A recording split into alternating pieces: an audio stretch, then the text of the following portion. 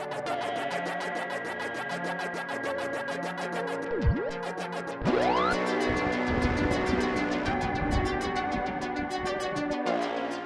a maniac, maniac on the floor.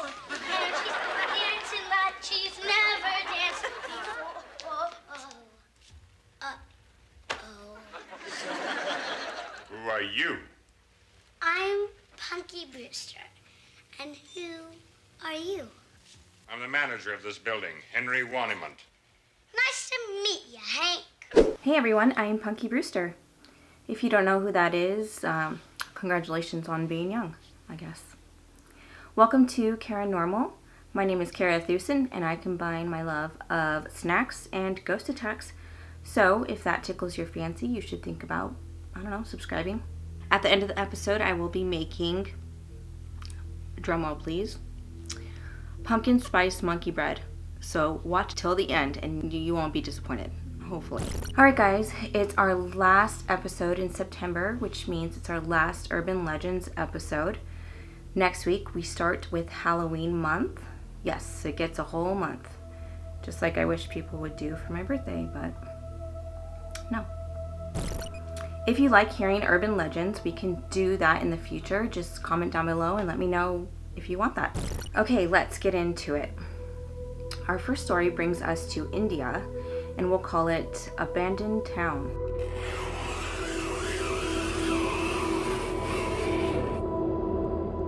The structures in the town of Kaldhara, I'm bad at names, date back to the 13th century. However, no one has lived there since 1825, when all its residents seem to have vanished into thin air. According to lore, 1,000 villagers completely abandoned their homes overnight without a trace. No one can understand why they left or where they went, but the strangest part of all is no one even saw them leave. A whole town up and left, and not a single person noticed. I'm that nosy neighbor that I look out the window all the time and I know what everyone's up to. I know when they leave, when they come home. Yeah, I would be a really good witness if anyone in my neighborhood committed a crime. Anywho, theories that have been circling around range from poisoned whales to greedy ruler levying high taxes to their ever-dwindling water supply. But that doesn't explain why the townspeople suddenly left. To this day, the town and its structures remain empty. Why, you might ask? That's where the legend lies. It's said that the chief cursed the land, and apparently anyone who tries to settle there will die. Yikes. An Indian paranormal society spent the night there for an investigation and reported hearing disembodied whispers and screams. They also witnessed apparitions, heard footsteps, and experienced ghosts touching them. Yikes again. So what happened to those townspeople? We may never know. What are your theories? Comment down below. Next, let's head down under to Australia, specifically Sydney. We'll call this Bodies in the Bridge.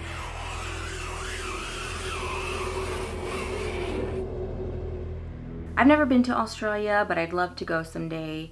Beautiful beaches, koala bears, kangaroos, crocodile Dundee. Although I don't know how anyone survives there with all the snakes, spiders, sharks, and so on. If you've been there or live in Australia, how did you keep from, dying? So in Sydney, there's this beautiful harbor bridge, seen here,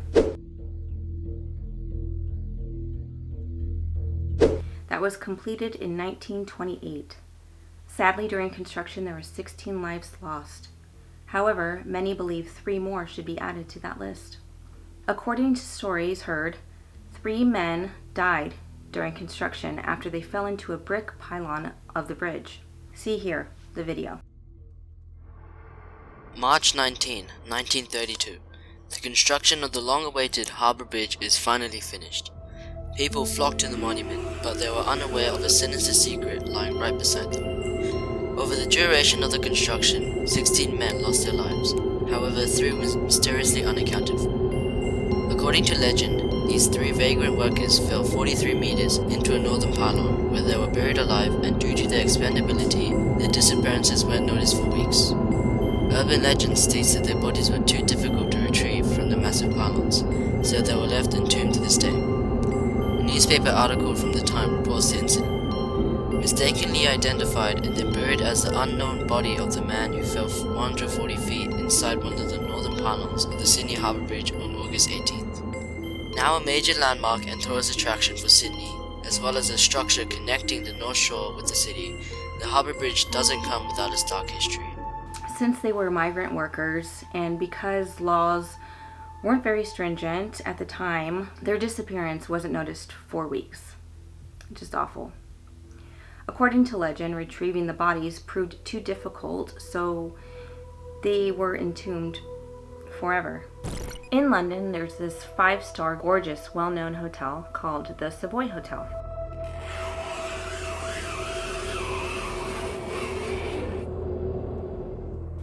In this hotel, there is a high-end restaurant called Casper.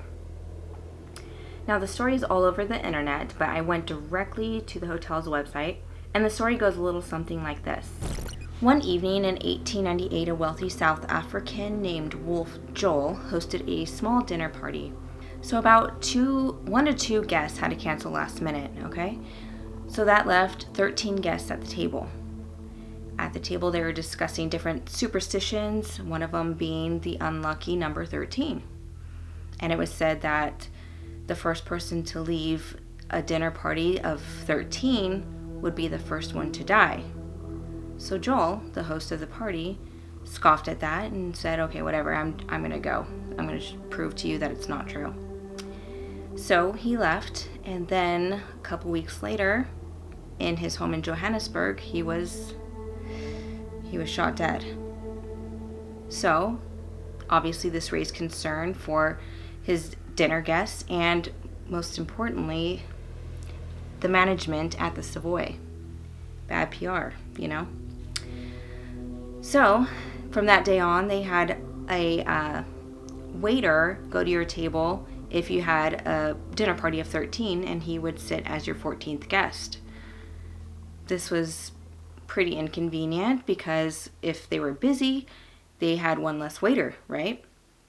Also, people would go and discuss personal matters, and they didn't want some random stranger listening to their conversation.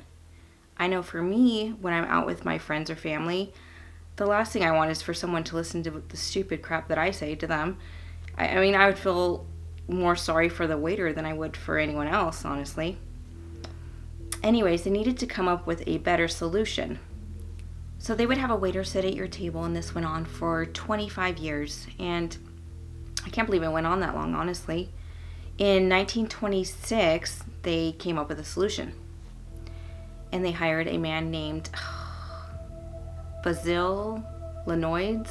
I'm so sorry, I'm butchering that name. I know it. Anyways, he constructed a 3-foot-high bronzed cat named Casper. And to this day, if there's a party of 13, they put that bronze cat, in a chair with a napkin around his neck and a full place setting for him, just to, ward off any bad luck that comes with the number 13. I know this story isn't really an urban legend, but it's a cool superstitious story that I thought I'd throw in there. What did you think? Anyways, let's get to our recipe, and it's so good.